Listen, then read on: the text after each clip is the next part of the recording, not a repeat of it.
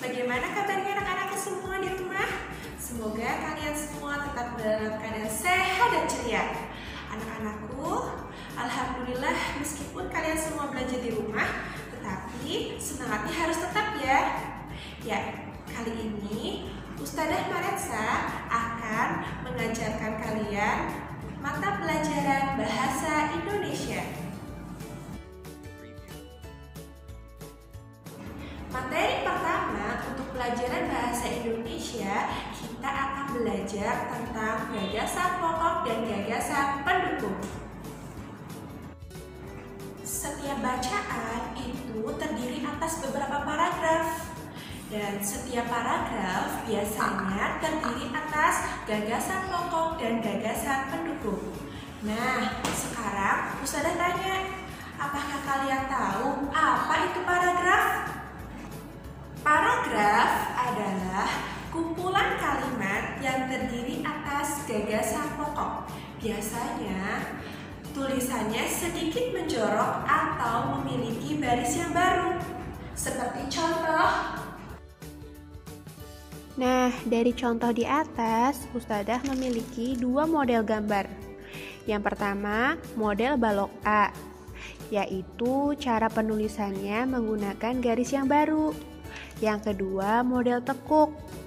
Cara penulisannya sedikit menjorok ke bagian dalam. Kira-kira ada berapa paragraf ya pada gambar tersebut? Ya, betul sekali. Ada 2 paragraf. Bagian-bagian paragraf itu dibagi menjadi 2. Ada kalimat inti atau gagasan pokok. Itu kalimatnya bersifat umum, tidak terdapat kata penjelas atau kata ganti. Yang kedua, kalimat penjelas atau gagasan pendukung. Kalimat penjelas itu berfungsi untuk menjelaskan kalimat inti. Nah, tadi kalian sudah tahu ya apa itu paragraf dan bentuk paragraf. Sekarang kita masuk ke materi gagasan pokok. Kira-kira apa ya gagasan pokok? Ya, gagasan pokok adalah ide utama dalam suatu bacaan. Biasanya dalam suatu bacaan itu membahas tentang inti yang dibahas.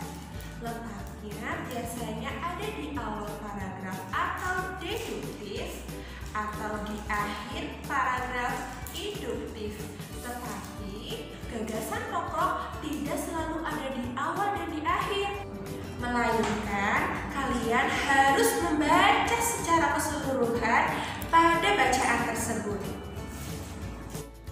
Nah, sekarang gagasan pendukung. Kalian tahu atau tidak apa itu gagasan pendukung?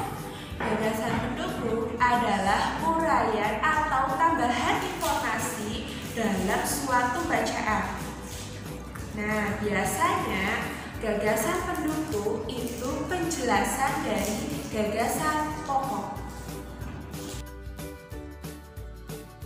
Adapun langkah-langkah menentukan gagasan pokok pada setiap paragraf, yang pertama, kalian harus membaca paragraf dengan cermat. Yang kedua, cermati kalimat pertama hingga akhir. Dan ingat, gagasan pokok itu sebagai isi atau inti paragraf. Biasanya terletak di awal atau deduktif, di akhir atau induktif, di awal dan di akhir atau di seluruh paragraf. Setelah kalian mendengarkan penjelasan dari Ustadzah Maretsa mengenai tentang gagasan pokok dan gagasan pendukung, yuk kita lihat teks berikut. Bagaimana sih caranya menemukan gagasan pokok dan gagasan pendukung? Lempah kuning merupakan makanan ciri khas daerah Pangkal Pinang. Bahan utama dalam masakan lempah kuning ini adalah ikan. Makanan yang sering disertakan dalam berbagai upacara adat ini merupakan makanan utama. Sepintu sedulang yang berarti segala sesuatu dikerjakan secara bersama-sama. Tradisi masyarakat Pangkal Pinang di mana lempah kuning merupakan lauk pauk utama yang dimasak dan dimakan secara bersama-sama. Nah, tadi kamu sudah membaca cerita tentang lempah kuning ya? Kira-kira ada berapa paragraf ya pada bacaan tersebut? Ya, betul sekali. Pada bacaan tersebut terdapat satu paragraf yang terdiri atas 5 kalimat. Apakah kalian sudah menemukan gagasan pokoknya?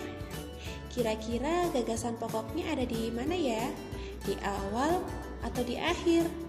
Untuk gagasan pokok pada paragraf di atas terletak di awal paragraf atau disebut sebagai paragraf deduktif. Kenapa begitu? Karena inti yang membahas pada cerita tersebut yaitu ciri khas makanan yang berasal daerah Pangkal Pinang. Jadi, gagasan pokok pada paragraf di atas yaitu lempah kuning merupakan makanan daerah Pangkal Pinang, atau bisa juga dibalik, makanan khas Pangkal Pinang yaitu lempah kuning. Ya, sekarang kita akan mencari gagasan pendukung pada paragraf tersebut. Gagasan pendukung adalah penjelasan dari gagasan pokok. Biasanya, gagasan pendukung itu terletak di tengah-tengah, di kalimat kedua, kalimat ketiga, atau kalimat keempat. Jadi, gagasan pendukung pada paragraf di atas yaitu bahan utama dalam masakan lempah kuning ini adalah ikan. Berada di kalimat kedua. Atau bisa juga makanan yang sering disertakan dalam berbagai upacara adat merupakan makanan utama. Itu ada di kalimat ketiga. Pada kalimat kedua dan ketiga itu menjelaskan tentang makanan lempah kuning yang berasal dari Pangkal Pinang. Ya anak-anakku, alhamdulillah materi hari ini sudah cukup ya. Semoga ilmu yang Ustazah sampaikan hari ini bermanfaat untuk kalian. Dan materi yang Ustazah sampaikan juga mudah kalian pahami.